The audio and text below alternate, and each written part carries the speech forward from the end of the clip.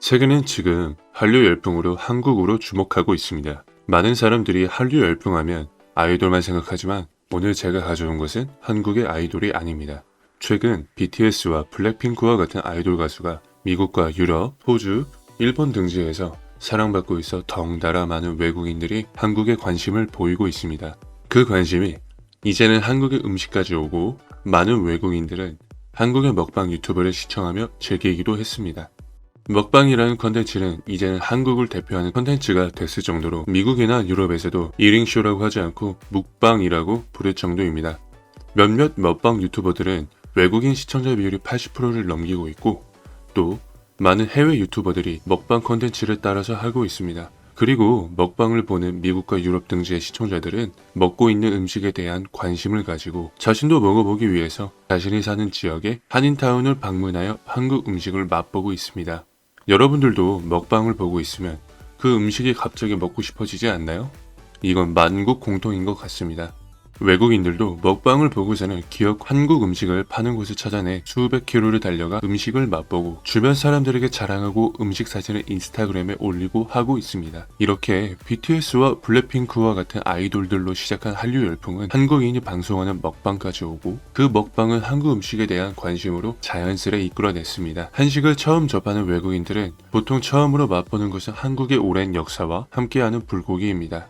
미국이나 호주, 유럽 등지의 사람들은 수많은 고기 요리에 익숙해져 있습니다. 하지만 한국의 불고기는 그들이 먹어봤던 고기 요리와는 완전히 다른 맛이었기에 감탄을 연발하였습니다. 그럼 외국인들의 불고기의 반응을 살펴볼까요? 외국인들의 불고기 반응을 보신다면 여러분들은 불고기가 이렇게 대단한 음식이었어? 하는 반응을 보이실 겁니다. 와, 한국식 바베큐 갈비, 불고기. 나는 쇠고기를 그닥 좋아하진 않지만 그들이 바베큐하는 방식은 정말 짱이야. 정말 맛있어요. 좋을 거라고 기대했는데 나는 너무 놀랍고 충격적이었어요. 그리고 만들기 정말 쉬웠어요. 나는 이것을 정기적으로 만들 것입니다. 너무너무 맛있어서 우리는 배가 터질 때까지 먹었습니다. 이것은 우리 가족이 가장 좋아하는 것입니다. 일본에서 이주한 후 이걸 가지고 있는 걸 보니 너무 기뻤어요. 못 찾을까봐 걱정했습니다. 이 같은 폭발적인 반응을 보이며 외국인들은 불고기를 찾기 시작했습니다. 미국의 가장 큰 규모의 커뮤니티에서 한국의 하남시의 코스트코 푸드코드 메뉴가 사진으로 올라와 화제가 되었습니다. 햄버거 스테이크, 불고기 피자? 와, 너무 부러워. 당신은 그것을 좋아할 것입니다. 완전히 다른 세상입니다. 그 불고기 버거는 최대한 빨리 미국에 주로 와야 합니다.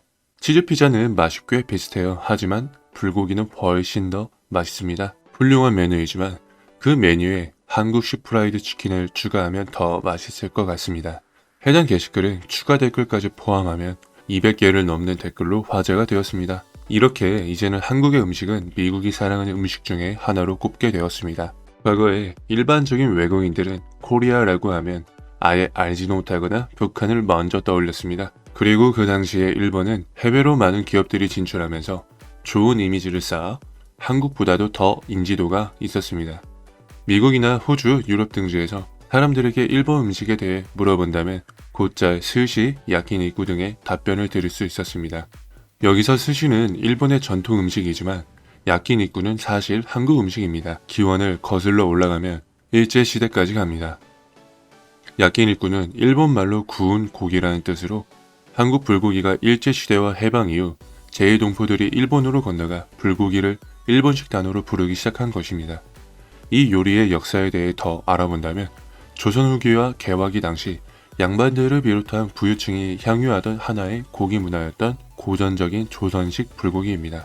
여러 가지 사유로 일본으로 건너간 조선인들 중 해방 후에도 대한민국 혹은 북한으로 귀향하지 못하거나 하지 못했던 제1동포들이 고향에서 먹던 것처럼 수프를 비우고 원형이나 사각형 석쇠 위에 적당히 얇게 편 고기를 구워 한입 크기로 썰어 먹는 조선식 고기구를 제1교포들과 일본인들 입맛에 맞게 팔기 시작했습니다. 이것이 야키니쿠 가게의 표시가 된 것입니다. 하지만 등장 이후로 얼마간은 제1한인 커뮤니티 외부로는 크게 뻗어나가지 못했습니다. 환기시설이 발달하지 못했던 1940년대, 50년대에서 좁은 실내에서 뜨거운 숯불로 고기를 구우면 연기가 나고 옷의 냄새가 배이며 실내가 매우 더워진다는 점이 크게 걸렸습니다.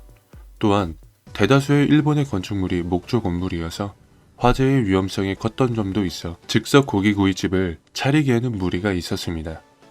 거기다 제일 한인들의 이주 역사도 아직 길어봐야 반세기도 채 되지 않은 짧은 기간이었어서 그동안 일본 고유의 고기 요리와 접합을 해서 일본인들을 끌어들인다는 것은 솔직히 무리가 있었습니다. 더불어 일본의 메이지 유신 이후로 육신 문화가 어느 정도 소개되었다고는 하나 기본적으로 제1차 세계대전 이후 다이쇼 시기의 짧은 기간 동안을 제외하면 일반인, 개개인과 일반 가정의 경제력이 고기 요리를 마음껏 즐길 정도로 뒷받침이 됐던 적이 없습니다. 때문에 1960년대 이전 일본인들에게 육식 문화는 매우 낯선 곳이었습니다. 그나마 적은 고기 사용으로 많은 양을 먹을 수 있어 일본에서 성공적으로 정착한 육식 문화인 카레나 돈가스, 고로케, 가공육도 1960년대 말에서 70년대 초의 일본인에게는 매일같이 먹거나 하기에는 힘든 요리였습니다. 그래서 이러한 육류 문화에 대한 이해가 부족했던 일본인들에게 더러운 동물로 인식되던 돼지의 생고기를 연기와 열기, 냄새로 가득 찬 방에서 즉석에서 잘라 구워 먹고 심지어 그 중에서도 특히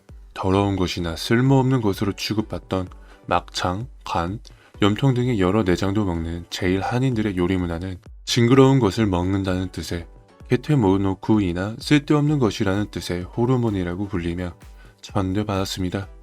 실제로 강제로 오사카에 정착하게 된 제일 한국인들도 당시 조선시대산 고기를 그리 접하지는 못했지만 그 부산물인 내장을 깨끗하게 가공하여 먹을 수 있는 방식을 알고 있었으며 이들은 일본인들의 핍박으로부터 살아남기 위해서 어떻게든 먹어야 했기에 일본 정육점에서 그냥 버리는 것을 공짜로 받아서 먹거나 했습니다.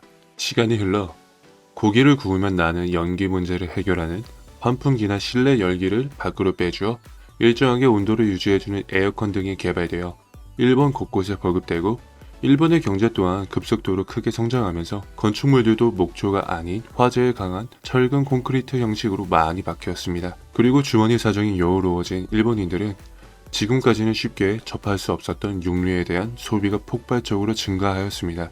이 시기에 맞물려 야끼니쿠 가게들도 속속 등장했습니다. 또 제일 한인 사회의 이주 역사가 길어지며 일본의 요리 문화와 식문화에 대한 이해도 높아지면서 일본인들의 취향에 맞게 변형된 야끼니쿠들이 등장했습니다. 즉, 일본의 경제구도 성장기에 많은 변화들이 일본인들로 하여금 제일 한인들이 파는 고기구이에 대한 일본인들의 이질감이나 기필감을 누그러뜨렸고 돈이 생긴 일본인들도 야끼니쿠 가게를 열어 일본 곳곳에 대중화시켰습니다.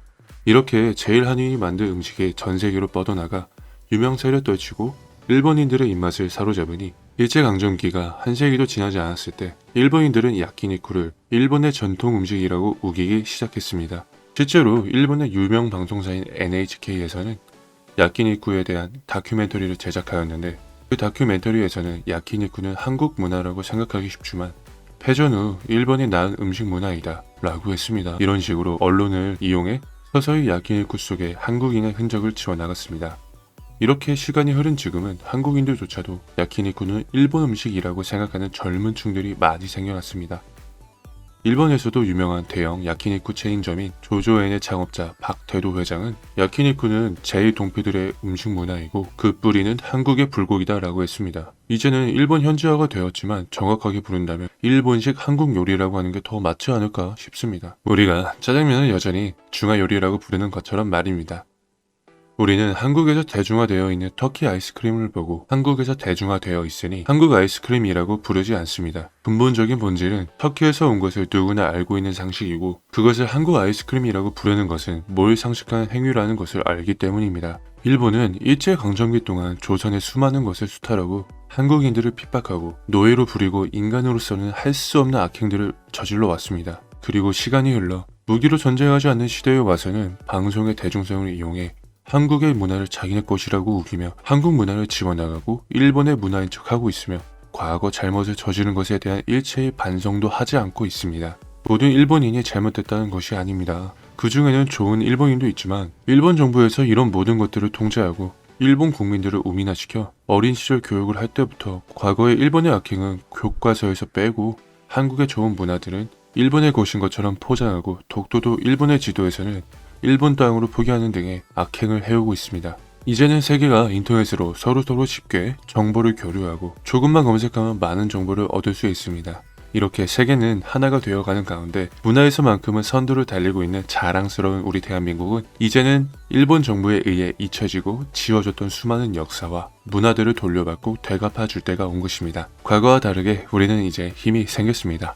이 영상을 시청하는 여러분들이 한국을 위상을 드높일 수 있는 바로 그 주인공입니다.